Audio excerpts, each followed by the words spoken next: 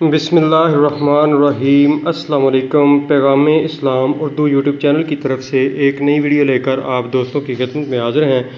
دوستو، آج سے ہم نے نماز نبوی صحیح حدیث کی روشنی میں آپ دوستوں کی خدمت میں پیش کرنے کا کام شروع کیا ہے، تو اسی سلسلے میں آج جو ہے وہ پہلی ویڈیو آپ دوستوں کی خدمت میں پیش کریں گے۔ اور یہ جو نماز نبوی کا طریقہ ہے، یہ انشاءاللہ قرآن و حدیث سے بغیر کسی فرقہ واریت کے ہوگا۔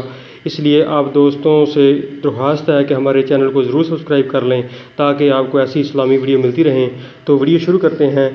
تمام حمد و ثنا اس اللہ کے لیے ہیں جس نے اپنے بندوں پر نماز فرض کی، اسے قائم کرنے اور اچھے طریقے سے ادا کرنے کا حکم دیا، اس کی قبولیت کو خشوع اور خضوع پر موقوف فرمایا، اسے ایمان اور کفر کے درمیان امتیاز کی علامت اور بے حیائی اور برے کاموں سے روکنے کا ذریعہ بنایا۔ اللہ کی حمد و ثنا کے بعد رسول اللہ صلی اللہ علیہ وسلم پر درود و سلام ہوں، جنہیں اللہ تعالیٰ نے مخاطب کرتے ہوئے فرمایا، ہم نے آپ کی طرف یہ ذکر قرآن اتارا ہے تاکہ جو کچھ لوگوں کے لیے نازل کیا گیا ہے آپ اس کی توضیح اور تشریح کر دیں۔ چنانچہ آپ اللہ کے حکم کی تکمیل میں کمر بستہ ہو گئے اور جو شریعت آپ پر نازل ہوئی آپ نے اسے پوری وضاحت کے ساتھ لوگوں کے سامنے پیش کر دیا۔ تاہم نماز کی اہمیت کے پیش نظر اسے نسبتاً زیادہ واضح شکل میں پیش کیا اور اپنے قول و عمل سے اس عام پرچار کیا، یہاں تک کہ ایک بار نبی کریم صلی اللہ علیہ وسلم نے ممبر پر نماز کی امامت فرمائی، قیام اور رکوع ممبر پر کیا، نیچے اتر کر سجدہ کیا، پھر ممبر پر چڑھ گئے اور نماز سے فارغ ہو کر فرمایا، میں نے یہ کام اس لیے کیا ہے کہ تم نماز ادا کرنے میں میری اقتداء کر سکو اور میری نماز کی کیفیت کو معلوم کر سکو۔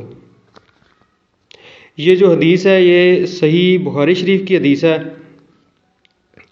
تو حدیث نمبر 917 ہے۔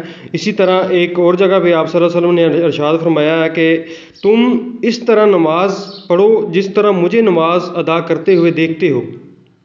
یہ جو حدیث ہے یہ اپنا صحیح بخاری کی حدیث ہے اور اس کا نمبر 631 ہے۔